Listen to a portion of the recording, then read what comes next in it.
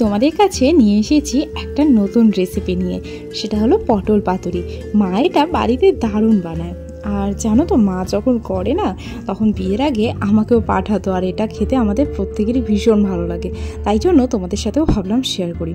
তো প্রথমে পটলগুলোকে ভালো করে ধুয়ে এইরকম একটু খোলা থাকবে এরভাবে কাটতে হবে, যাতে পটলের যে খোলাগুলোর থাকলে কি হবে, পটলটা একটু শক্ত শক্ত হবে ভাজলে পরে। আর তারপরে পটলের মুখটা একটু ছোট্ট করে হোল করে সেখান থেকে একটা সরু চামচের দ্বারা ভিতরের সমস্ত কিছু পুর আমি বার করে নিয়েছি। আর পুরটা বার করলেও সেটা কিন্তু ফেলে দেওয়া যাবে না, সেটা রাখতে হবে। এখানে নারকেল কুড়িয়ে নেওয়া হয়েছে, আর এখানে যে একটা সর্ষের প্যাকেট পাওয়া যায় 5 টাকার, তো সেরকম দুটো 5 টাকার প্যাকেটের সর্ষে আমি জলে ভিজিয়ে রেখেছি, আর তার সাথে অল্প নুন, আর এখানে 3 চামচ পোস্ত নিয়ে নিয়েছে। আর তার সাথে এখানে যে চিংড়িগুলো ছিল সেই চিংড়িগুলোকে আর যে পটলের পুর তার সাথে নারকেল খুব ভালো করে এখানে মেখে নিচ্ছে।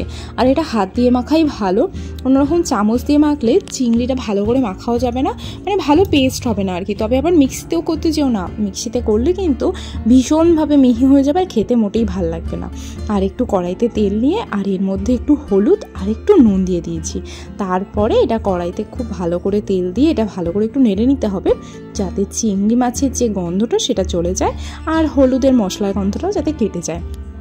আর তারপর এর মধ্যে একটু অল্প পরিমাণে লঙ্কা গুঁড়ো, যে যেমন অবশ্য ঝাল খেতে পছন্দ করো, আর তার সাথে একটু চিনি মিশিয়ে ব্যাস আমাদের রেডি হয়ে গেছে পুরটা। আর এখানে আমার পোস্তর সাথে 5খানা লঙ্কা একসাথে পেস্ট করেও সেটাও রেডি হয়ে গেছে। মা এখানে ভালো করে পুরগুলো ভরে দিচ্ছে। আর এটা তোমরা টুথপিক দিয়েও মুখটা বন্ধ করে দিতে পারো, কিন্তু টুথপিক না দিলেও যে খুব একটা অসুবিধা হয় তা নয়। তেলে ছাড়ার আগে মুখটা যদি একটু উঁচু করে ছাড়ো, তাহলে দেখবে আর পুরগুলো বেরোবে না, আর অল্প একটু অর্ধ হয়তো বেরোয়। কখনো কখনো আবার টুথপিক দিলেও খুলে যায় দেখেছি। তো যাই হোক, ভালো করে পুরগুলো ঢুকিয়ে দিচ্ছে। মানে একটু অর্ধ পুর যেটা বাঁচবে সেটা রেখেই দেবে, তাহলে কি হবে, গ্রেভিটা একটু ঠিক হবে। আর তারপরে এখানে কড়াইতে অনেকটা তেল নিয়ে একটু পটলগুলো ভালো করে আগে ভেজে নিতে হবে। ভেজে নিলে দেখতে হবে যে নরম নরম হয়েছে, সেই অবস্থায় পটলগুলোকে তারপর আমরা তুলে নেবো। এখানে দেখো বেশ সুন্দর করে ভাজা হয়ে গেছে। তোমরা আগেই নুন হলুদ মাখিয়ে নিতে পারো, বা তেলের মধ্যেও নুন হলুদ দিয়ে পটলগুলো ভাজতে পারো। আর এদিকে তখন আমি লঙ্কা দিতে ভুলে গেছিলাম বলে আরেকবার পেস্টটা করে নিলাম। আর এদিকে দেখো আমার পটল ভাজা রেডি। আর সেই পটলের ওই তেলটার মধ্যেই একটুখানি ছেঁকে নিয়েছে যে নারকেলের গুঁড়ো করে বেরিয়েছিল, আর তারপর ওর মধ্যেই দিয়ে দিল যে গ্রেভিটা, সেটা একটু জল দিয়ে। আর তার সাথে সর্ষেটাও দিয়ে দিয়েছে, আর তার সাথে দিয়ে দিয়েছে পোস্তটাও। তারপরে আস্তে একটু যদি ফুটে যায়, তারপরে তার মধ্যে দিয়ে দেওয়া হলো পটলগুলো।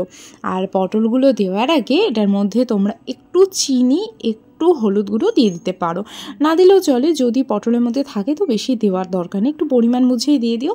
তারপরে পটলগুলো ভালো করে ডুবিয়ে দিচ্ছে। আর ডুবিয়ে দেওয়ার পর বেশিক্ষণ না, একটুখানি মানে গ্যাসটাকে যদি একটুখানি বাড়িয়ে একটু ফুটিয়ে নাও, ব্যাস তাহলেই আমাদের রেডি হচ্ছে পটল পাতুরি বা পটল পোস্ত, যেটাই বলে থাকো না কেন।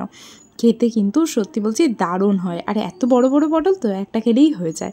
তোমাদের কেমন লাগলো তোমরা কিন্তু জানিও।